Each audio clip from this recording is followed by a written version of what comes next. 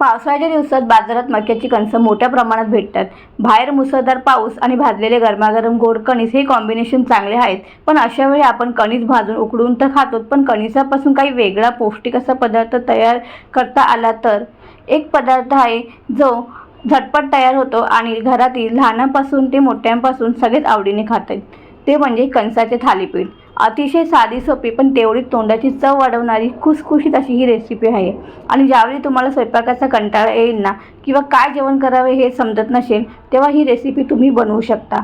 कारण हे थालीपीठ अगदी साध्या सोप्या आणि घरातील मोजक्यात काही वस्तूंमध्ये तयार होते। तर नमस्कार, मी उज्ज्वला एका नव्या व्हिडिओमध्ये तुमच्या सर्वांचे स्वागत करते। लगेच रेसिपीला सुरुवात करूया। आता त्या करताना मी या ठिकाणी काही मक्याच्या कणसाचे दाणे काढून ते बॉईल करून घेतलेले आहेत। तुम्ही असेच पण दाणे घेऊ शकता। आता आपण इथे मिक्सरचं भांडं घेऊया, एक छोटंसं वाटण तयार करून घेऊया, जेणेकरून आपल्या थालीपीठाची चव आणखी जास्त छान होईल। आणि त्या करताना मी इथे 3 ते 4 चवीनुसार हिरव्या मिरच्या घेतलेल्या आहेत, 5 ते 6 लसूण पाकळ्या, 1 चमचा जिरा, कढीपत्त्याची पाने आणि 1 चमचा धनेपूड घेतलेले आहेत। संपूर्ण साहित्य या मिक्सरच्या भांड्यात टाकून त्यात आपण 1 चमचा पाणी घालणार आहोत। वाटण छान तयार करून घेऊया। तर बघा, असे आपलं वाटण हे तयार झालेले आहे। आता आपण हे वाटण एका ताटात काढून घेऊयात आणि याच मिक्सरच्या भांड्यात ना आपण आता मक्याचे दाणे लावून घेऊयात। पण लक्षात ठेवा, हे दळण दळताना ना आपल्याला यामध्ये पाणी वापरायचे नाही आहे।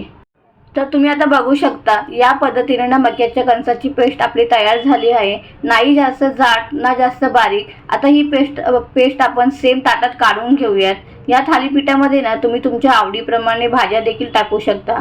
यामध्ये ना मी घेतलेले आहे 2 मीडियम साईजचे कांदे आणि 1 वाटी बारीक चिरलेली कोथिंबीर। आणि आता ह्याला कलर यावा यासाठी मी पाव चमचा हळद टाकत आहे, 1 चमचा धना पावडर। आता हे तयार होणारं जे आपले थालीपीठ आहे ना ते थापताना तुटू नये, फाटू नये याकरिता ना मी टाकत आहे पाऊण कप गव्हाचं पीठ, 1.5 चमचा बेसन, 2 मोठे चमचे तांदळाचे पीठ आणि वरून 1 चमचा आपण सफेद तीळ टाकणार आहोत। आता तुमचे मक्याचे कणस जर कमी असतील ना तर तुम्ही जास्त पीठ वापरू शकता। आता आपण हे छान असं व्यवस्थित मिक्स करून घेऊयात। जर तुम्हाला असं वाटत असेल की यामध्ये पाणी टाकण्याची गरज आहे तर तुम्ही यामध्ये थोडं थोडं पाणी टाकून हे छान असं मळून घेऊ शकता। मला यात पाणी टाकायची थोडी गरज वाटत आहे म्हणून मी यात थोडं पाणी टाकलंय। आधी मी ही थोडी कणसं आहे ना बॉईल करून घेतली होती, त्यामुळे ना मला यात थोडं जास्त पाणी टाकायची गरज लागली नाही। आता हे आपले कणीस आहे ना छान असं मिक्स करून झालेलं आहे, तुम्ही बघू शकता।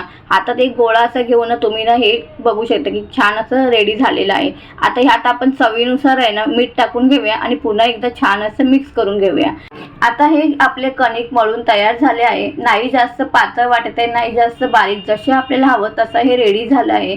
आता सर्व तयारी झाली आहे।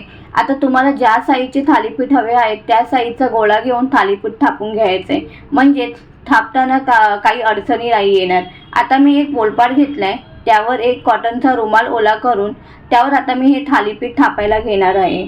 आता यावर पिठाचा गोळा घेऊन थोडे हात पाण्यात बुडवून आहे ना थालीपीठ थापून घ्यायचे आहेत। हे थालीपीठ आहे ना नाही जास्त जाड ठेवायचे आहेत, नाही पातळ, मध्यम साईजचे थापून घ्यायचे आहेत। यावर सफेद तीळ टाकून 4-5 छिद्र आपल्याला यावरती काढून घ्यायचे आहेत। आता हे थापलेले थालीपीठ आहे ना आपला तवा गरम झाल्यावर त्यावर टाकून घेऊया आणि ना त्या छोट्या छोट्या छिद्रांमध्ये आणि बाजूला ना आपल्याला तेल सोडून घ्यायचं आहे, जेणेकरून आहे ना आपले जे थालीपीठ आहे ना हे छान असे खरपूस भाजून निघतील। दोन्ही साईडने आपल्याला हे ना खरपूस भाजून घ्यायचे आहेत। एका साईडने आपला थालीपीठ भाजतोय तोवर ना आपण दुसरा थालीपीठ थापून घेऊया। आणि हे थालीपीठ आहे ना थापायला काही जास्त वेळ लागत नाही किंवा थालीपीठ करायला पण जास्त वेळ लागत नाही। तुम्ही बघू शकता खूप कमी वेळामध्ये आपले छान असे ना हे थालीपीठ मस्त असे तयार झालेले आहेत। आता ना आपला हा थालीपीठ बघू शकता छान असं एका साईडने खरपूस भाजलेलं आहे। आता याच पद्धतीने ना आपल्याला सर्व आपले थालीपीठ आहेत ना छान अशी भाजून घ्यायची आहेत आणि तुम्ही बघू शकता आपली छान अशी ही ना थालीपीठं रेडी झालेली आहेत।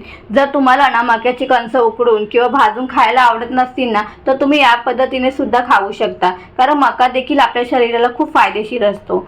अशा पद्धतीने जर तुम्ही थालीपीठं बनवलीत ना तर तुम्ही तुमच्या मुलांच्या डब्याला किंवा सकाळच्या नाश्त्याला देखील हे बनवू शकता आणि खूप झटकीपट होतं आणि एकदम पोटभर असा आपला हा नाश्ता तयार होतो। चला मग आजची रेसिपी तुम्हाला कशी वाटली हे तुम्ही मला कमेंटद्वारे नक्की सांगा। भेटूया आपण एका नवीन व्हिडिओ सोबत, तोपर्यंत बाय बाय।